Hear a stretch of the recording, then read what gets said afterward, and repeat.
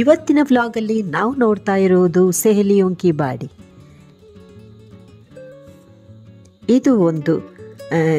ಇದೊಂದು ಗಾರ್ಡನ್. ಮಹಾರಾಣಾ ಸಂಗ್ರಾಮ್ ಸಿಂಗನು ತನ್ನ 7 ರಾಣಿಯರು ಹಾಗೂ ಅವಳ ಒಂದು ಸಾಧಾರಣ 38 ದಾಸಿಯರಿಗೋಸ್ಕರ ಮಾಡಿದಂತಹ ಒಂದು ಸುಂದರ ಗಾರ್ಡನ್ ಇದು. ಈ ಗಾರ್ಡನ್ ಎಲ್ಲ ಗಾರ್ಡನ್ಗಿಂತ ವಿಶೇಷ.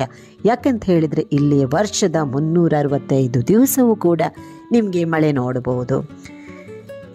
ಮೊದಲ ಸಲ ತನ್ನ ರಾಣಿಯರ ಜೊತೆ ಸಂಗ್ರಾಮ್ ಸಿಂಗನು ಇಲ್ಲಿ ಬಂದಾಗ ತುಂಬ ಜೋರಾಗಿ ಮಳೆ ಆಗ್ತಿತ್ತಂತೆ.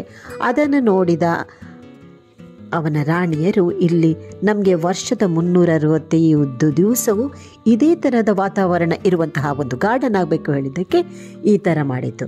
ಸೊ ಇಲ್ಲಿ ಈ ವಿಶೇಷ ಅಂತ ಹೇಳಿದರೆ ಇದು ವಿದೌಟ್ ಪಂಪ್ ಅಂತ ಹೇಳಿದರೆ ಎಲೆಕ್ಟ್ರಿಸಿಟಿ ಇಲ್ಲದೆ ಇಲ್ಲಿ ಬಹಳಷ್ಟು ಫೌಂಟನ್ಗಳಿದೆ.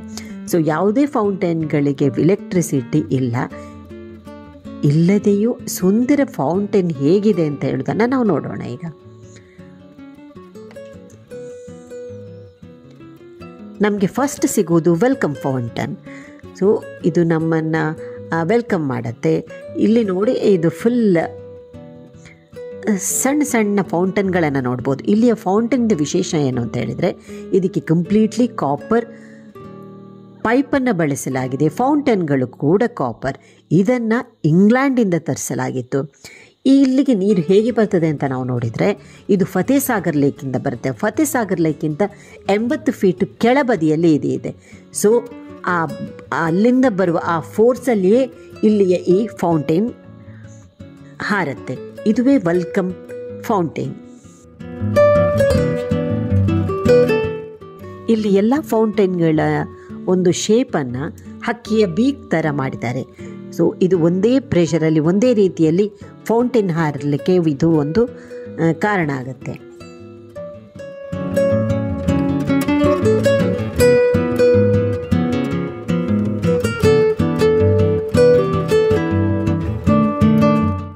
ಇದು ಬಿನ್ ಬಾದಲ್ ಬರ್ಸಾತ್.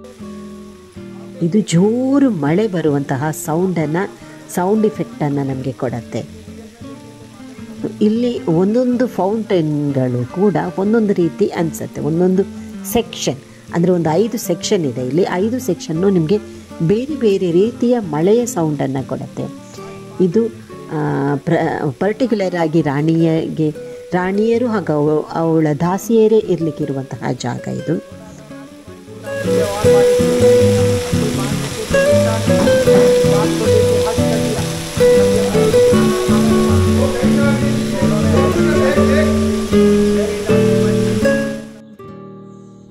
ಇದು ಕಮಲ್ ತಲೆ ಅಂತ ಹೇಳಿ, ಸೊ ಕಮಲದ ಕೊಳ ಅಂತ ಹೇಳ್ಬೋದು. ಇಲ್ಲಿ 4 ಸೈಡಲ್ಲಿ 4 ಆನೆಗಳಿದೆ. ಈ 4 ಆನೆಗಳು ಕೂಡ ಒಂದೇ ಕಲ್ಲಿನಿಂದ ಮಾಡಿದ್ದು. ಅಂದರೆ ಒಂದು ಆನೆ ಸಿಂಗಲ್ ಸ್ಟೋನಿಂದ ಮಾಡಿದ್ದು. ಈ ಆನೆಗಳ ಸೊಂಡಿಲಿನಿಂದ ಈ ಹಾರುವ ನೀರು ಅದರ ಆ ಫೋರ್ಸನ್ನು ನೋಡಿ ಫತೇಸಾಗರ್ ಲೇಕಲ್ಲಿ ನೀರು ಎಷ್ಟಿದೆ ಅಂತ ಹೇಳಿ ಜನ ಅಲ್ಲಿ ಅವತ್ತು ಜಡ್ಜ್ ಮಾಡ್ತಿದ್ರು.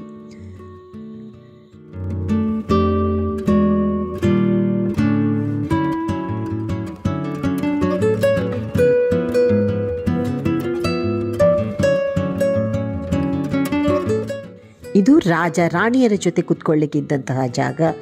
ಸೊ ರಾಣಿಯರ ಜೊತೆ ಇರಲಿಕ್ಕೆ ಇರುವಂತಹ ಒಂದು ಸುಂದರ ಜಾಗ ಈ ಗಾರ್ಡನ್. ನೀವು ನೋಡ್ಬೋದು, ನೋಡಿ ಮಳೆಯ ರೀತಿಯೇ ಕಾಣುತ್ತೆ. ಸೊ ಎಲ್ಲ ಪೈಪ್ಗಳಲ್ಲಿ ನೀರು ಈಗಲೂ ಕೂಡ ಅದು ಫತೇಸಾಗರ್ ಲೇಕಿಂದಲೇ ನೀರು ಬರ್ತಾ ಇರೋದು.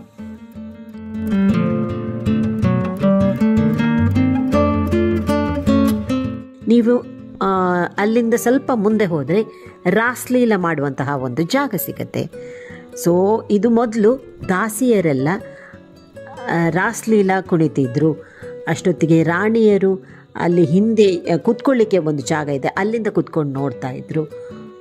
ಇಲ್ಲಿ ಸೆಂಟರಲ್ಲಿ ಫೌಂಟೇನ್ ಇದ್ದರೆ ಸುತ್ತಲೂ ಕೂಡ ಫುಲ್ ಸಣ್ಣ ಸಣ್ಣ ಫೌಂಟೇನ್ಗಳಿದೆ. ಟೋಟಲಿ ಈ ಜಾಗವೇ ಅಷ್ಟು ಬ್ಯೂಟಿಫುಲ್ ಆಗಿದೆ. ನಾವು ಹೋಗುವಾಗ ಮಳೆ ಬರ್ತಾ ಇತ್ತು. ಆದುದರಿಂದ ನಮಗೆ ಎಲ್ಲ ವಿಡಿಯೋ ಕ್ಲಿಪ್ಪಿಂಗ್ಸನ್ನು ತೆಗಿಲಿಕ್ಕಾಗಲಿಲ್ಲ.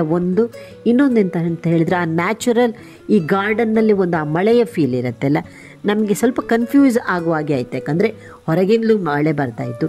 ಇಲ್ಲಿ ನೀವು ಕಿವಿ ಮುಚ್ಚಿ ತಿರುಗಿ ನಿಂತು ಕೇಳಿದರೆ ಮಳೆಯ ಸೌಂಡ್ ಆ ಸಣ್ಣ ಮಳೆ ಹಾಗೆ ಕೇಳುತ್ತೆ. ಬಟ್ ನೀವು ನಂತರ ತಿರುಗಿ ನೋಡಿದರೆ ಬಹಳ ಜೋರಾದ ಮಳೆ ಬರುವ ಒಂದು ಸೌಂಡ್ ಬರುತ್ತೆ. ಟೋಟಲಿ ಈ ಒಂದು ಯುನೀಕಾದ ಗಾರ್ಡನ್ ಇದು. ಒಂದು ಡಿಫ್ರೆಂಟ್ ಒಂದು ಥಾಟಲ್ಲಿ ಮಾಡಿದ್ದಾರೆ ಅಂತ ಹೇಳ್ಬೋದು. ಸುಂದರವಾಗಿದೆ. ಉದಯಪುರಕ್ಕೆ ಹೋದರೆ ಇದನ್ನು ಒಮ್ಮೆ ನೋಡ್ಬೋದು. ಎಲ್ಲಕ್ಕಿಂತ ಅಲ್ಲಿ ಆ ಮಳೆಯ ಫೀಲ್ ಬರಲಿಕ್ಕಿರುವಂತಹ ಫೌಂಟನ್ಗಳಿದೆ ಅಲ್ಲ, ಅದೇ ಈ ಗಾರ್ಡನನ್ನು ಯುನೀಕಾಗಿ ಮಾಡುತ್ತೆ. Thank you for watching. ಇನ್ನಷ್ಟು ಉದಯಪುರದ ವಿಡಿಯೋಗಳಿಗೆ ನಮ್ಮ ಚಾನಲನ್ನು ಸಬ್ಸ್ಕ್ರೈಬ್ ಮಾಡಿ ಹಾಗೂ ನೋಡ್ತಾ ಇರಿ. Thank you for watching. Thank you.